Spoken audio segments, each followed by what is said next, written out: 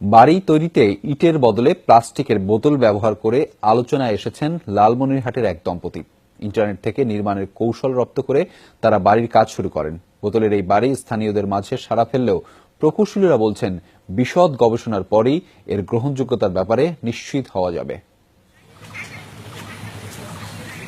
শুরুতে অনেকেই বিদ্রূপ করেছেন, টাকা নষ্ট হচ্ছে বলে বাধাও দিয়েছিলেন কেউ কেউ, কিন্তু নিজেদের সিদ্ধান্তেই অটল থাকেন রাশেদুল ও আসমা দম্পতি। ইটের পরিবর্তে বাড়িতে ব্যবহার করেন প্লাস্টিকের বোতল। লালমনিরহাটের কালীগঞ্জের রাশেদুল ও আসমা একসময় ঢাকায় শিক্ষকতা করতেন। দুই সন্তানকে মুক্ত পরিবেশে বেড়ে ওঠার সুযোগ করে দিতেই সিদ্ধান্ত নেন গ্রামের বাড়িতে ফিরে যাবার। গ্রামে গিয়ে বাড়ি করার সময় তারা ব্যতিক্রমী কিছু করার কথা ভাবেন।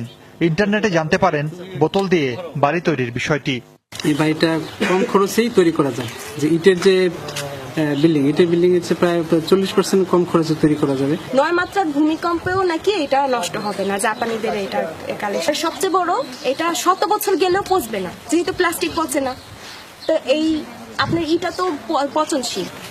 এরই মধ্যে বোতল দিয়ে বাড়ি তৈরি করায় হইচই পড়ে গেছে পুরো এলাকায়। কি ব্যাপার, আজব কারবার। অনেকজনে ভিড় করে, খুব ভালো লাগে দেখে, আশপাশ অনেকজন আসে। মনে হচ্ছে যে এটা একটি সুন্দর এবং মনোরম, এবং সত্যি তার ধারণাটা এটা সফল হবে। প্লাস্টিকের বোতল ব্যবহারের বৈজ্ঞানিক ব্যাখ্যা এখনো জানা নেই স্থানীয় প্রকৌশলীদের। তাদের মতে গবেষণার পরই বলা যাবে এর গ্রহণযোগ্যতা সম্পর্কে। সে সংক্রান্ত এখনো কোনো নীতিমালা আমি জানি না, তবে হয়তো থাকতে পারে। এটা নিয়ে ডিটেলস আলোচনা করে ব্যবহার করলে ইটের যে পরিমাণ বা ইটের যে ক্ষতিটা হচ্ছে বাংলাদেশে ইট ব্যবহারের ফলে, সেটা থেকে বাংলাদেশ অনেক পরিবেশ দূষণ থেকে বের হয়ে আসবে।